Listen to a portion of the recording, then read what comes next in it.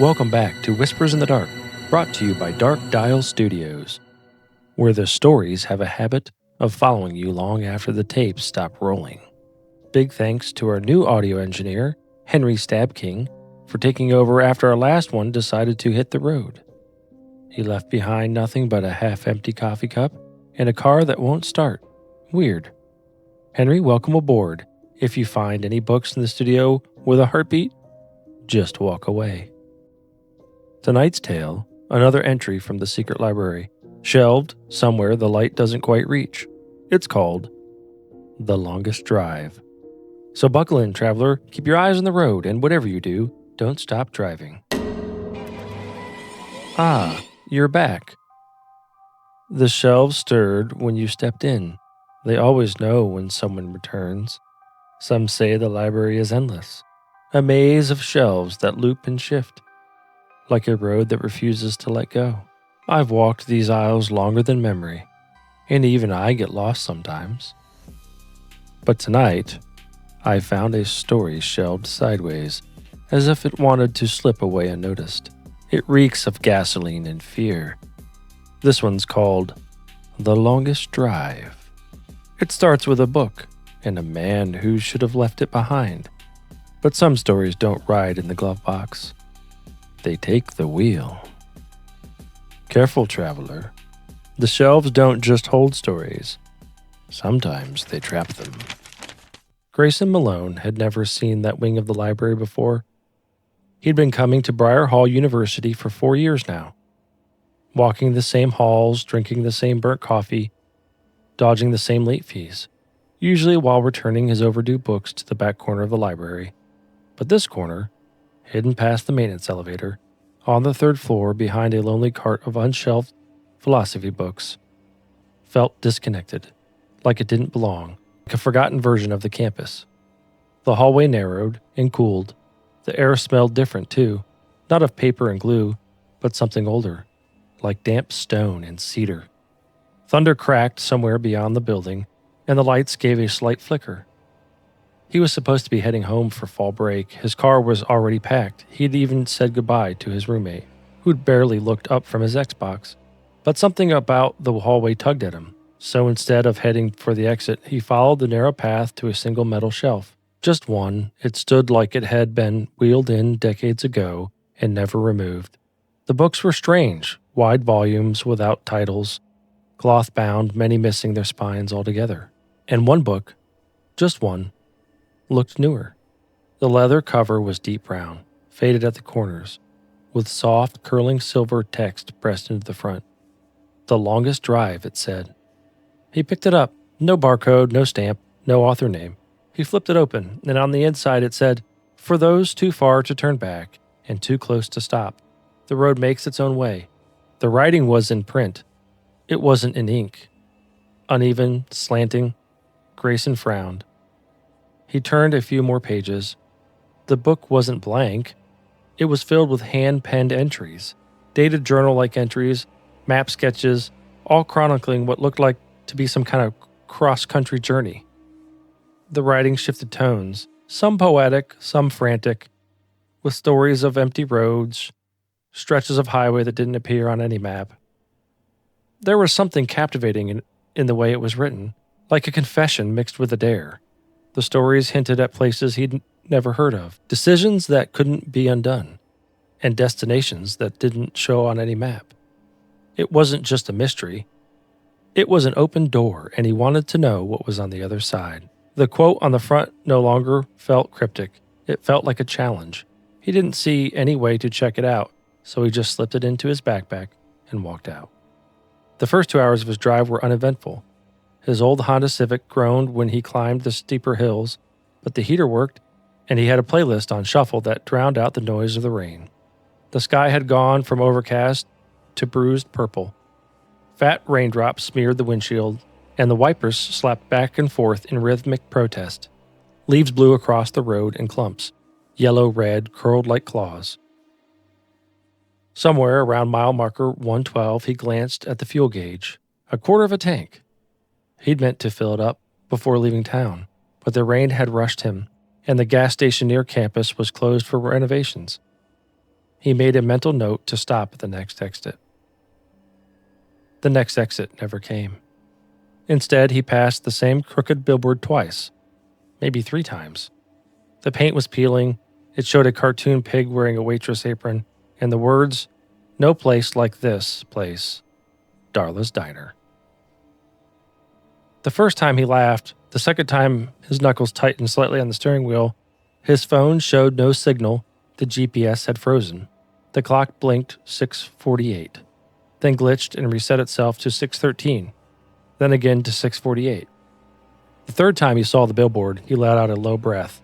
The diner had appeared. It wasn't off a side street, it was just there, nestled between rows of black pines, its neon sign buzzing green and flickering in the rain. Darla's Diner. No gas pumps, no other businesses, just the diner. He turned in slowly, tires crunching on gravel. A massive truck sat at the far end of the lot, a matte black semi, the grill wide and grinning with chrome teeth. The trailer behind it was long, high-sided and utterly black. No logos, no markings, that kind of truck that felt out of time, out of place, like it didn't deliver anything anymore. Its engine wasn't running, but he could feel the heat coming off of it as he parked. Inside the diner smelled like burnt sugar and overcooked eggs. The walls were lined with booths, unupholstered in cracked red vinyl, and a ceiling fan spun lazily above. Grayson slid into the booth near the door. The waitress, older, maybe in her early to late 50s, her hair high twist, came by with a mug of black coffee before he even asked. "Something for the road," she said, her smile thin but polite. Maybe just the coffee, thanks," he said. He glanced around, and that's when he saw him. In the corner booth by the window sat a man in a worn flannel jacket. His hair was silver at the sides. His eyes were dark, deep-set beneath a heavy brow.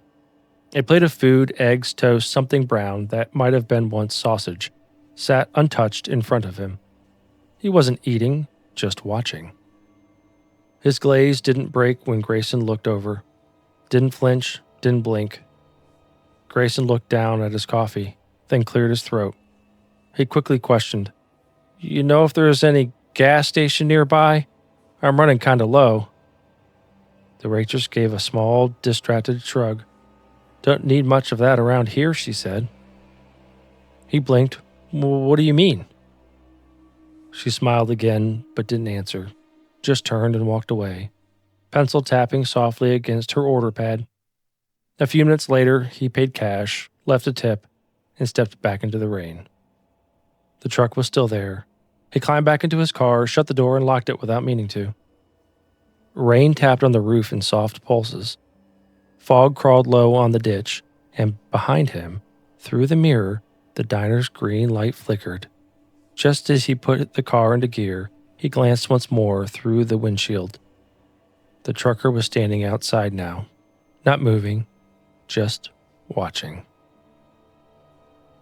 The same narrow road stretched ahead, 2 ragged lanes bleeding into the shoulderless edges, where weeds scraped the pavement and pine trees crawled in like they were watching. Fog moved in sheets across the headlights, thickening until it swallowed the lines on the road. Rain tapped a soft rhythm on the roof of the car as Grayson leaned forward in his seat. The fuel gauge still read a quarter of a tank. It hadn't moved in over an hour. He hadn't passed a gas station, an exit, or even another car, just road, trees, fog, and the soft thrum of tires in the wet asphalt. He checked his phone again, no signal. The GPS screen blinked out, dead. And then, in the rearview mirror, he saw lights. Low, wide, and close. It was a truck. Same matte black cab, same chrome teeth. Grayson's shoulders tensed. He hadn't heard it come up behind him. One moment he was alone, next it was there, crawling behind him, in the mist like it had always been there, just waiting for him to notice. He slowed slightly. The truck matched him perfectly. He tapped his brakes. The truck responded, its grille filling his mirror. A low horn blared once, long and steady. "Okay, back off," he muttered, his voice tight. truck flashed its high beams once again, and then again. Grayson pressed the gas. The Civic surged forward, jumping to 55, 60.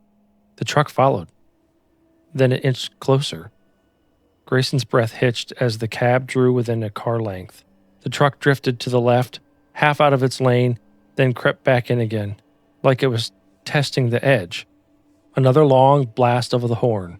"What do you want?" Grayson hissed, gripping his wheel. He veered slightly right, giving room. The truck mirrored him. Still close. Too close. Then, without warning, the truck swerved left, pulled up alongside him.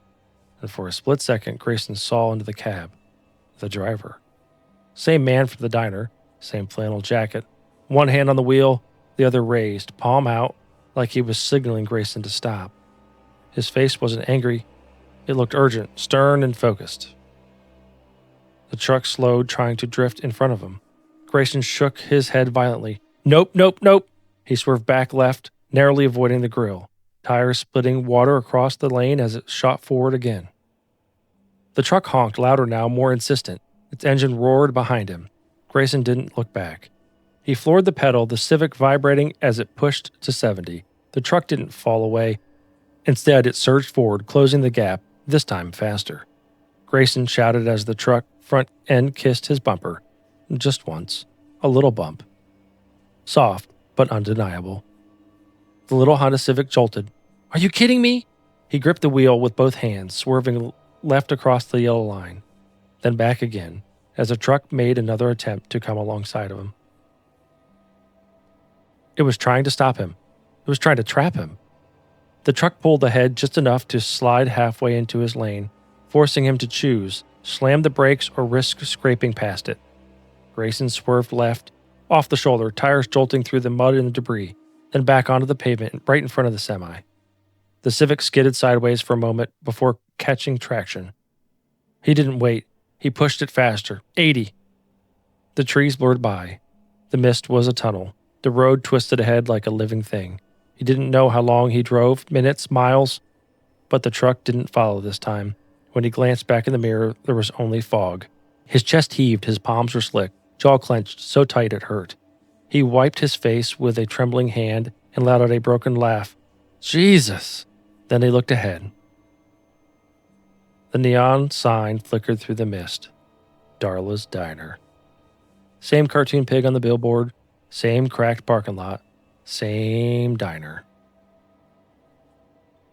He swore aloud, slamming the brakes as the gravel crunched under his tires. He pulled hard into the lot and stopped crooked across two spaces. The engine idled. The headlights illuminated the fog in white cones. The truck was nowhere in sight. But the diner. Exactly the same. Same green glow, same windows, same chipped paint on the trim. He stared through the glass, same waitress behind the counter, and in the far booth, no one. The seat was empty. No flannel, no plate of eggs, just a crumpled napkin of coffee, cup turned upside down. Grayson scanned the diner, half expecting to see the man emerge from the kitchen or stand from another booth. But the trucker wasn't there. Maybe he was still on the road. Maybe he was still looking for him. Grayson didn't get out. Not yet, not this time. Rain trickled across the roof in steady pulses. He sat on the engine idling, hands clenched around the wheel and his chest heaving. The truck was gone, but the diner wasn't. Same chipped paint, same crooked sign. He stared in the glass, half expecting to see the trucker reappear, but there was no sign of him, just the booth. If the man was out there, he wasn't here. Not this time, not yet. Grayson swallowed hard and looked down at the floor of the passenger side. His bag was still there, soggy around the edges from where he had loaded it hours ago. The book, The Longest Drive, was still in his backpack. He leaned over and tugged at the zipper, but the package shifted awkwardly, wedged tight against the seat and the door, and he couldn't quite reach it. He sat back upright. He hadn't thought about the book in hours. Now he couldn't stop thinking about it. Grayson sat in the driver's seat until the windows fogged over. The rain had eased to the mist. The neon sign buzzed faintly across the windshield, and the engine clicked quietly as it cooled. The diner stood exactly as it had before. Too still, too familiar. He reached into the passenger side and gave the backpack a tug, but it wouldn't budge. Something inside it was caught, snagged deep into the seams of the frame. He pulled harder, but the bag held fast, as if something was anchoring it in place. He didn't try again. He stared at the bag for a moment, heart beating fast. The book was inside, he knew it, and somehow it felt like the car knew it too. He left it there and walked into the diner. The bell jingled overhead. Same lights, same warmth, same soft clatter of dishes in the kitchen, but there was no one there at the counter, no waitress in yellow. The booth where the trucker once sat was empty. Grayson hesitated, then crossed into the room and stood by the booth. The cushion was still warm. He glanced at the check left on the table. No name, just a timestamp. 4 minutes ago. He turned slowly, scanning the diner. No doors open, no one moved. He slid into the booth and rubbed his hands together for warmth. Across the room, the coffee cup still sat there on the trucker's empty table. The waitress emerged from the kitchen, drying her hands with a cloth. "You're back," she said, giving him a once-over. "Not many folks stop in twice." He nodded. "Is this the only place out here?" She shrugged, pouring him coffee. "Out here, there's just road, sugar. It brings you where it wants you and lets you leave when it's ready." Grayson frowned. That man who was in here earlier, the big guy, flannel jacket, trucker. She paused for half a second. "We get drivers now and then, but you're the only one in here tonight." "But the cup," he said, gesturing. She looked at it and then smiled. She hadn't noticed it until now. Maybe someone's forgot to clear it. He didn't press further, but her answer felt practiced, not dishonest, just tired. "What road is this, anyway?" She looked at him. "Depends who's asking." And with that, she disappeared back into the kitchen. Grayson sipped the coffee, bitter, strong, nothing magical about it. But the room still felt very wrong, like the walls were waiting for him to leave again. He sat in silence, coffee growing cold between his hands. Outside, the car remained where he left it, still in the fog, framed and waiting. And in the backpack, still wedged in the passenger seat, the book, still part of something larger than itself. He could feel it thrum like a second heartbeat every time he got near his car. And somehow, he could still feel it, like it was watching through the fogged windows. He stared at the words on the poster by the diner's register, a faded image of a desert highway stretching beneath the message. Most don't get a second stop. In smaller print beneath it, something about safe driving tips and fatigue. But the phrase, it hit him wrong, like it meant something else. He rubbed his eyes, just a dumb poster, probably been there for years. He looked toward the trucker's booth again. Grayson didn't argue. Grayson stood, left some crumpled bills beside the half cup of coffee again, and moved toward the door. Outside, the mist had thickened. The road shimmered in dark. He looked behind him. Just once, the lights inside the diner flickered. The waitress had vanished again, and the booths were clean. No cup, no receipt. He walked to the car, opened the driver's door. As he climbed in, the headlights bloomed behind him, huge, blinding, and roaring closer. The trucker. Grayson slammed his door, gripping the wheel. He's back," he said. Grayson hit the gas as he started his engine. The headlights cast twin beams through the haze.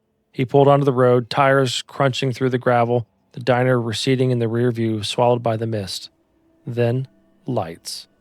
Then the lights appeared in his mirror. Growing ever closer, but too fast. The trucker hadn't been waiting. He found him. Grayson slammed on the gas, his heart pounding. The road unfurled ahead of him like a ribbon in the nightmare.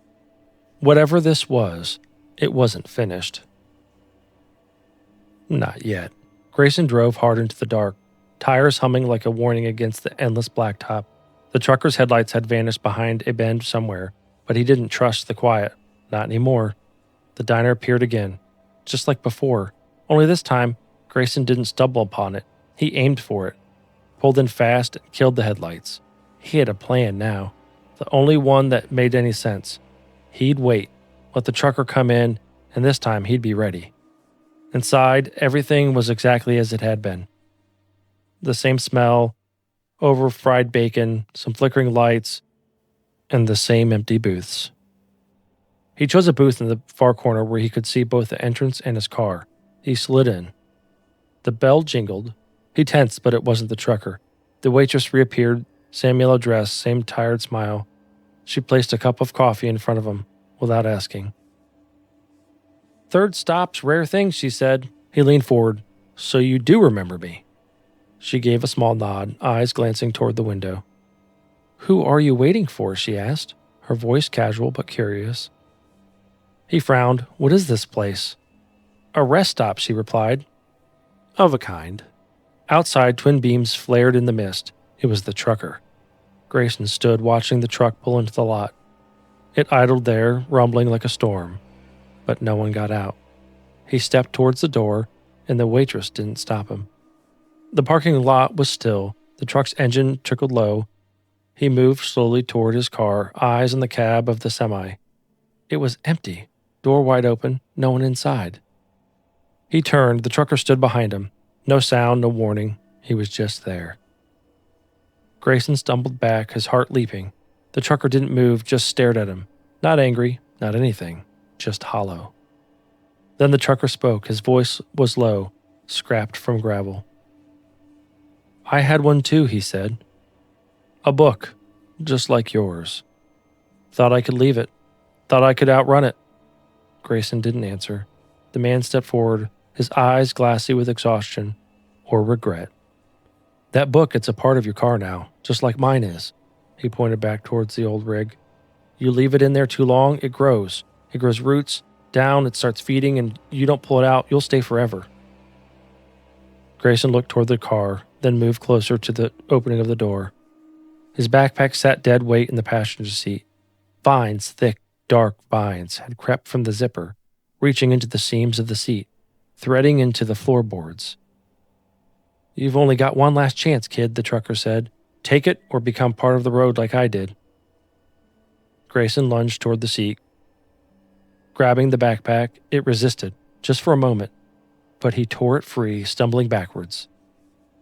The book was pulsing inside. Burn it, the trucker said. Get rid of it. Grayson nodded, breathing hard. Will this stop it? No, the man said, but it'll leave you alone for now. Grayson turned to thank him, but the man was gone. Only the truck remained, quiet and still. The waitress stood at the diner door, watching. Good luck, sugar, she said softly. Most don't get a way out. He tossed the book to the ground and lit a match. It didn't take much. The book went up fast, smoke rising like ink in water. Grayson climbed into the car. The vines were already withering, curling back into nothing. He started the engine, and for the first time on the road, a road sign appeared, a glowing green exit just ahead. He drove, he didn't look back. The road behind him stayed dark, but ahead, finally, there was something. Home.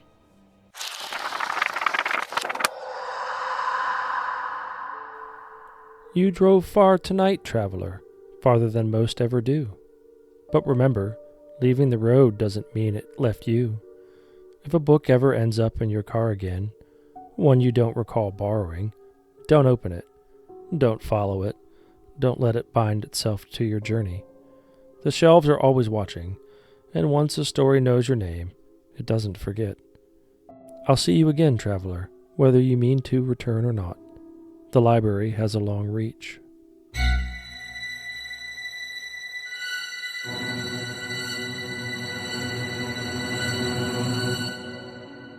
Some stories fade when the tape stops rolling. Others linger, like a voice in the back of your mind or a truck in the rearview mirror. The longest drive may be over, but if you find yourself circling the same roads, just ask yourself, did you take something with you? Until next time, sleep with the lights off and beware of the whispers in the dark.